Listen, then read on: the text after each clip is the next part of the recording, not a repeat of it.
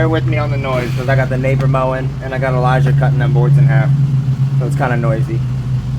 But I'm going to break down how I clean this gun. You should really clean it after every use.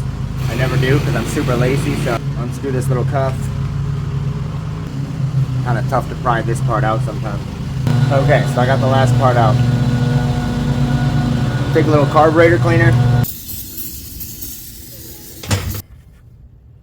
Once you've got the cup mostly clean, I like to fill it with about half paint thinner and half water. Again, this thing's 65 bucks at Harbor Freight. It works as good as the $200 Wagner ones, I think. I used to have some expensive ones, but put all the little extra pieces in here. Slosh them around. I don't know that this step really does a lot, but it makes me feel better. So it's about folded there with paint thinner. I'm going to fill it up the rest of the way with water. I'm going to reassemble it, and I'll be right back once I got an extension cord up, and we'll spray a full cup of our water paint thinner mix through here just to blast anything out. We're just kind of spraying it through, getting any gunk out. I don't think the cuff's totally tight.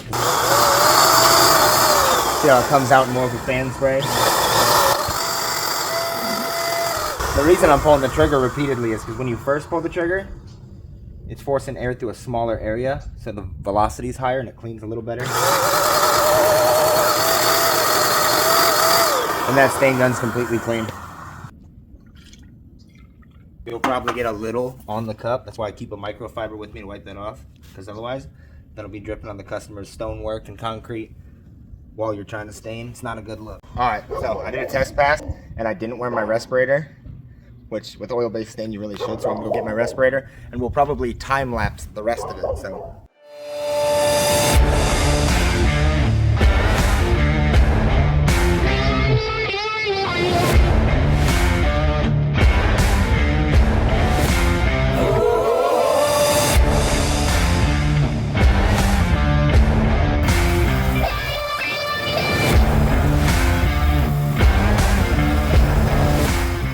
alright y'all, pretty quick, easy day. Got that walnut stain on there. Which again, the customer was made known that without power washing it, we were going to have some discrepancy between the existing boards, the boards that had been painted red, and the brand new boards. And we do have that discrepancy. I mean, that's not hard to tell. But, looks quite a bit better, looks more uniform. I didn't charge the customer all that much for the staining. But other than that, I appreciate you watching. You know, I got videos galore. Check into any videos, like and subscribe to the channel. Thanks for watching. Alright, so we are back at base. We got that stained. And it turned out good. The customer came out and was totally pleased. The work we did was well within her expectations. You know, sometimes you get a customer who just has realistic expectations on what their 30-year-old fence can look like, their 10-year-old fence can look like, and that's super easy to work with. She was pleased. She said, down the line, I'm going to have you do the other side that hasn't been done yet, rebuild that fence, and at that point in time, I may have you hit the rear with just another coat once everything's kind of aged a little more evenly to kind of darken it down and blend it down. We appreciate you watching. Y'all got to meet Elijah for the first time. Lijy. It certainly won't be the last time. I use Elijah on jobs a lot. Sorry to interrupt the video. Got Mini Puff acting a fool out here. Run along.